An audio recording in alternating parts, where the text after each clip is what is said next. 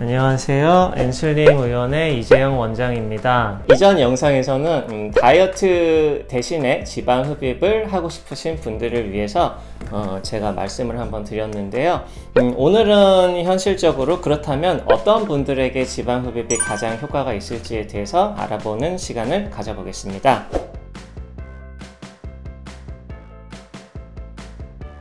먼저 사람들의 체형을 몇 가지로 분리해 볼 수 있습니다.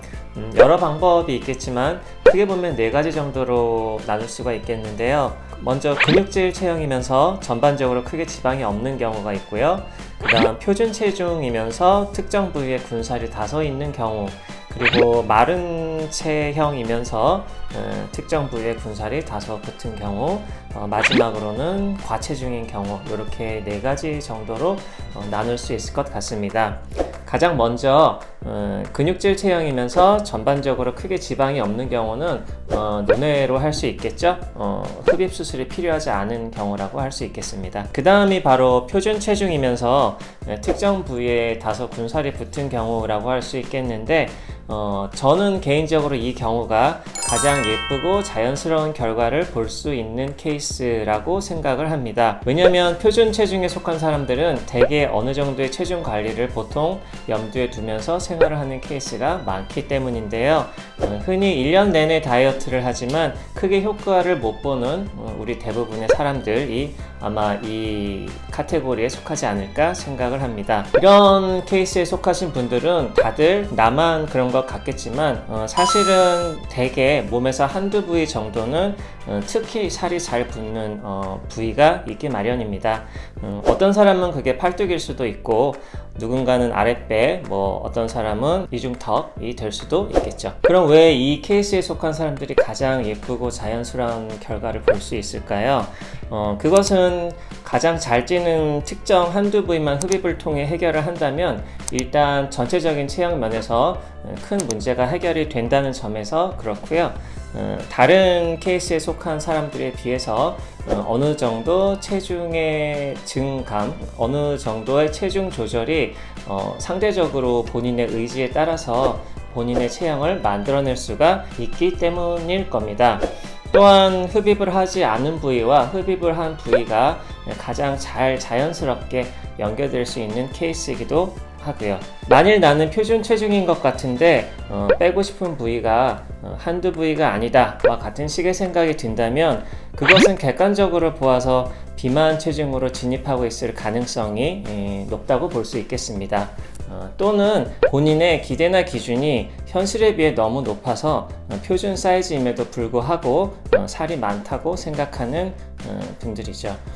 실제로 상담을 하다 보면 굉장히 많은 분들이 이런 생각을 하고 있는 경우를 보게 됩니다. 그 다음은 마른 체형 또는 마른 비만인 경우를 저희가 볼 수 있겠는데요. 현실적으로 체감 또는 실질적인 변화의 폭이 적어서 흔히 말하는 흡입 전의 효과가 가장 떨어지는 케이스라고 볼 수 있겠습니다.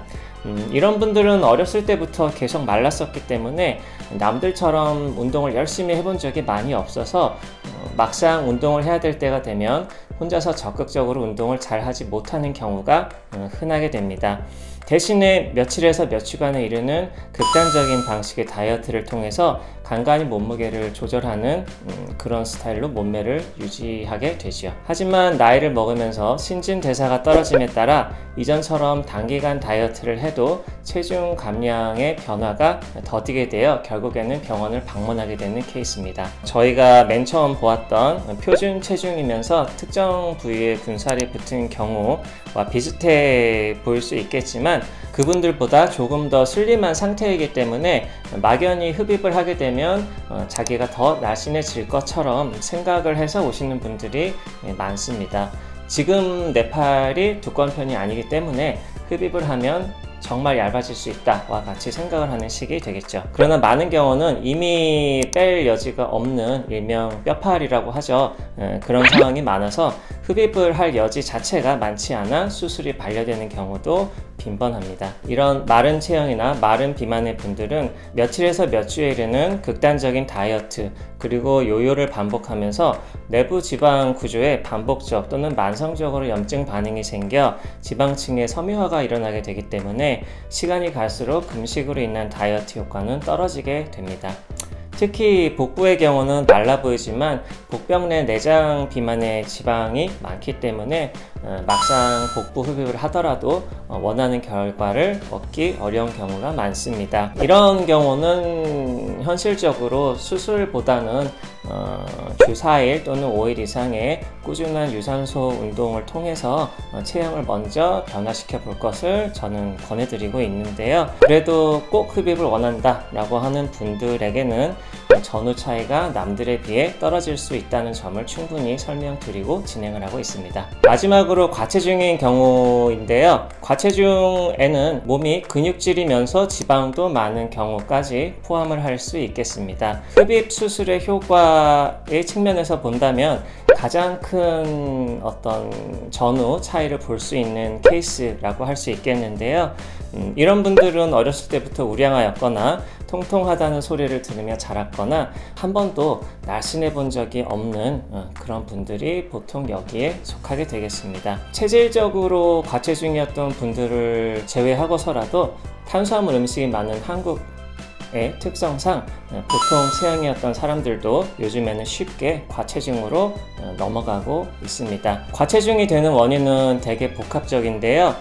유전적으로 신진대사가 낮아 남들과 똑같이 먹어도 체중이 잘 늘어난다든지 타고난 식욕 자체가 왕성해서 절제가 남들에 비해 어렵다든지 본래 가지고 있는 지방세포의 절대적인 카운트가 많은 경우도 있겠습니다. 아니면 단순히 남들보다 소화가 잘 돼서 더 많이 먹을 수도 있겠죠. 하지만 요즘 현실적으로는 선천적으로 과체중이 아니더라도 우울증 또는 개인적인 사정 등으로 생기는 스트레스 등으로 그것이 야식이나 폭식으로 연결되면서 급격하게 과체중으로 변모하는 케이스도 늘어나고 있는 추세입니다.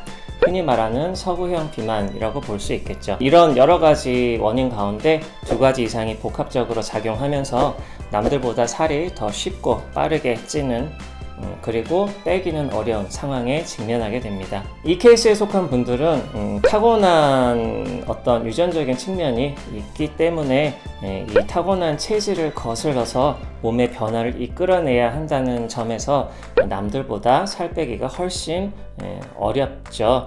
그렇기 때문에 본인의 인식 변화가 일어나지 않는다면 변화는 절대로 일어나지 않게 됩니다. 현실적으로 저희 병원을 찾아주시는 분들은 그렇다곤 해도 이미 자신 나름대로의 많은 노력을 기울여 봤지만 마음처럼 결과가 따라주지 않아서 고민을 거듭하다가 방문하시는 분들이 많다는 것도 알고 있습니다. 그렇다곤 해도 흡입 수술은 여전히 최대한 본인의 노력을 통해 최대한의 변화를 만들어낸 후에 그 다음에 노력으로도 바뀌기 어려운 부위를 수술로 하는 것이 가장 좋다고 다시 한번 말씀드리고 싶습니다. 다만 예외적으로 위의 경우에 속하는 분들께는 한 부위 정도의 하나는 흡입 수술이 어쩌면 본인의 변화, 계기가 될 수도 있음을 희망해 보면서 수술을 진행하기도 합니다. 이 카테고리에 속한 분들의 얘기는 사실 굉장히 할 말이 많은데요. 다음에 따로 이야기하기로 하고 장단점을 요약해 본다면 장점의 경우 비포 애프터의 차이가 가장 극명하여 가장 큰 효과를 볼 수 있다. 그리고 흡입을 함으로써 환자의 자존감, 우울감 회복에 도움을 줄 수 있고 이를 계기 삼아 근본적인 본인 인식의 변화를 유도할 수 있다. 그런 점이 되겠습니다. 단점은 근육질이면서 지방도 많은 일명 근육형 비만인 경우는 아무래도 효과가 크지 않습니다. 이 경우는 조금 살이 빠져 보일 수는 있겠지만 기본적인 체형이 작아져 보인다던가 하지는 사실 않기 때문에 결과가 조금 아쉬울 수 있겠습니다. 또 한 가지는 피부가 이미 일정 한계치를 넘는 경우 늘어진 피부가 흡입을 해도 처진 그대로 남아있을 수 있기 때문에 남들에 비해서 그런 부분이 조금 덜 만족스러울 수도 있겠습니다. 또 한 가지 중요한 점은 본인의 인식 변화가 변화가 이뤄지지 않은 상태에서 당장 흡입 수술만 진행할 경우 수년 내로 신체의 나머지 부위가 다시 살이 찌게 돼서 흡입 수술을 반복하는 악순환을 겪게 될 수 있다는 점이 가장 큰 단점이라고 볼 수 있겠습니다. 어떤 카테고리에 속하는 분이든지 병원을 찾아주셨을 때에는 이미 나름대로의 노력과 생각과 고민을 많이 하고 나서 찾아주시는 것을 저희는 잘 알고 있습니다. 그렇기 때문에 그 부분에 대해서는 저희도 항상 감사드리고 있는데요. 하지만 이 전 영상에서 말씀드렸던 것처럼 지방 흡입은 그저 성형수술이지 비만을 해결하는 의학적인 수단이 될 수 없다는 점을 명확히 이해해 주셨으면 좋겠습니다. 오늘 이야기가 길었는데요. 결론을 정리를 해보면 보통 체형의 분들이 최대한 노력하여 체형을 가다듬은 후에 가장 빠지지 않는 자신만의 한 부위 정도를 흡입으로 해결하는 것이 가장 결과가 예쁘고 자연스럽다 가 있고요. 마른 체형, 마른 비만인 분들은 운동과 식이요법을 우선적으로 권해드린다는 점, 비만 초기인 분들이 가장 큰 전후 효과 차이를 볼 수 있다는 점, 그리고 마지막으로 고도 비만 이상인 분들은 본인들의 인식 변화가 매우 중요하며 이를 위해 일부를 흡입하는 것이 변화의 계기가 되어줄 수 있다는 점이 되겠습니다.